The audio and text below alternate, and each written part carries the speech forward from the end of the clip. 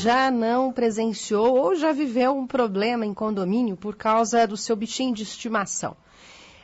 Agora a pergunta que fica é: até que ponto as regras de convivência podem ou não interferir na sua própria vontade ou direito de ter um animal em casa e de conviver pacificamente? Ou do outro lado, aquele que não tem animais e tem algumas reservas, critiquem ou não.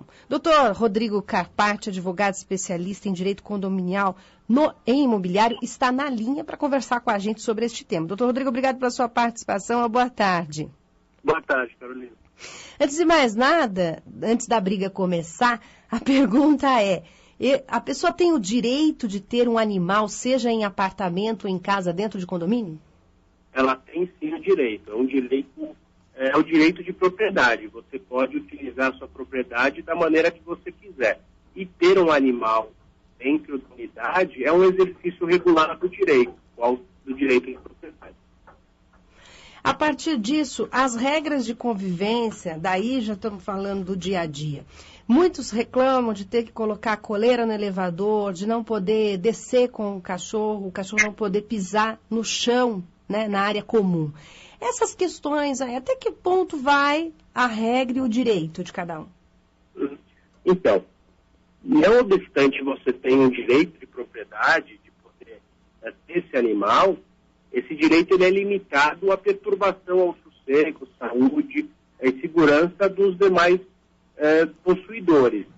Você tem sim alguns limitantes. Então, por exemplo, ao morador tem que ser garantido o direito mínimo de transitar com esse animal, de circular com ele no chão, da porta da residência até a rua e vice-versa. Por quê? Porque imaginamos hoje um animal, mesmo de um porte pequeno, por exemplo, um dog que pese 10, 15 quilos, e uma senhora ou alguém com alguma deficiência de mobilidade tenha que carregar esse cachorro. Então, a partir do momento que você impede que ele transite, você está impedindo que ele exerça de forma plena o direito de propriedade. Você pode sim limitar algumas situações, na verdade, de forma regular, e não impedir. Então, você pode sim exigir que ele transite com aquele animal com coleira, com a guia, isso é lícito. Você pode exigir que ele não utilize, que não entre em áreas comuns, que não passeie, que não deixe o animal solto, mas algumas situações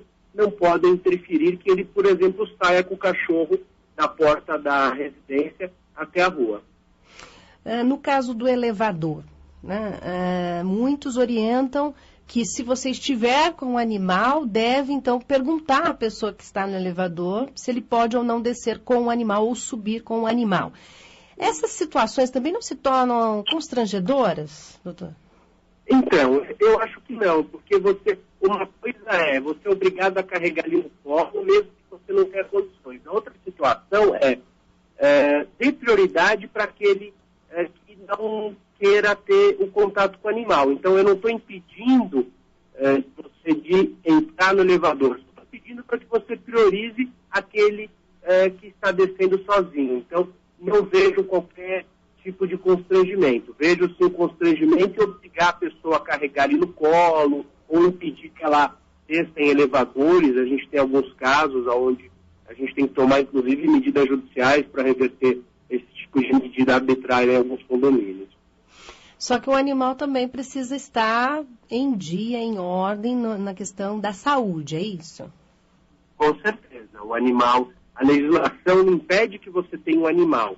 O que é proibido é que esse animal traga qualquer prejuízo ao sossego, saúde e segurança dos que ali coabitam. Então, se você tiver um animal doente, que não tiver bem acondicionado ou que o espaço não seja suficiente para ele, você vai estar perturbando o sossego, porque ele vai estar latindo, ou se ele estiver doente, você vai estar, de certa forma, colocando em risco a saúde tanto dos seres humanos quanto dos outros animais. Aí sim, deve o síndico agir, notificar essa pessoa e caso ela não tome as medidas em situações extremas, ela pode até perder o direito de ter um animal nessa residência. Não por ser um animal, em decorrência da perturbação que esse animal está trazendo para aquela massa condominial. Então, tem que ser considerado não é o fato de ter ou não um animal, e sim perturbar. e lembrar que o condomínio pode regular, sim, o trânsito desses animais, mas não pode impedir que ele transite de forma mínima da residência até a rua e vice-versa. Ah, sim. Doutor, esse caso aqui de um ouvinte, o Daniel do Jardim Aurélia, o Jardim Aurélia não é condomínio, né? Então a gente já está fugindo um pouco, mas podemos fazer algum paralelo. É quando o número de animais é um pouco fora do comum. Já vi, por exemplo, 3 a 4 cachorros de porte médio alto, grande, dentro de um apartamento de 40 metros quadrados, por exemplo. Tem, né, vizinhos que gostam, nunca interferiram no meu dia a dia, também gosto de animais, então, portanto, não me atrapalha. Mas o que o Daniel está comentando aqui é quando são muitos animais mesmo. Então, se a gente está falando de 3, está falando de 4 dentro de um apartamento, ou no caso dele aqui, o extremo de uma vizinha que chegou a ter 34 animais, 34 cachorros, e aí o barulho é absurdo. Então, assim, é claro que esses 34 é o caso até dele ligar lá na prefeitura, viu, Daniel? Ou conversar na zoonose, porque aí já é um extremo, realmente é um número muito grande. E ele tem uma sobrinha com alergia a animais, ela tem 11 anos, e aí a convivência está muito difícil.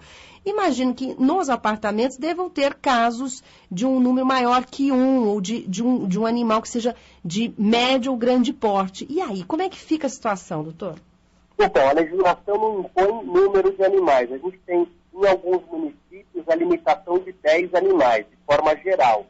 Mas o que deve ser considerado é a perturbação. Então, numa residência que comporte 2, 3, 4 animais, que não perturbe o sossego alheio ou que não coloque em risco a saúde, é possível. A partir do momento que ele tiver 8 animais, 4 animais perturbando, trazendo risco, dando alergia para os demais moradores, daí é caso de conversar. Imagina assim, um cachorro, um apartamento de 40 metros, muitas vezes pode não comportar um cachorro, um labrador, mas pode comportar 3 chihuahuas. Então, o que deve ser considerado é o caso fático. Tem que entrar dentro da situação. Via de regra, é permitido a manutenção de animais em função do direito de propriedade. O que deve ser considerado é essa perturbação. Então, 8 animais, 5 animais, um apartamento de 40 metros, leva a crer que ele está, assim, extrapolando a situação em termos de perturbação, e é uma situação que precisa ser revista e verificada e tomadas algumas medidas extremas, se for o caso. Daí a gente também começa a entrar no cerne da qualidade de vida para o animal, que imagino que ele necessite de espaço, tem que ter situação também para que o animal não sofra. Com certeza, o animal ele tem que ter uma condição razoável, ele tem que ter uma condição boa de vida também. E o animal hoje ele tem sido considerado, inclusive, um membro da família. Né? Uhum.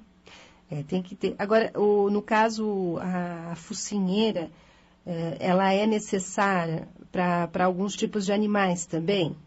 Então, a utilização de focinheira vai ser só em virtude da legislação. Então, a gente tem algumas raças como Pitbull, Rottweiler, algumas raças que a legislação obriga o uso de focinheira. As demais não. Mas se a pessoa tiver um animal que ofereça qualquer tipo de risco, ele é uma das formas impeditivas da manutenção no condomínio. Então, se esse animal oferecer risco à segurança, ele não pode ter esse animal.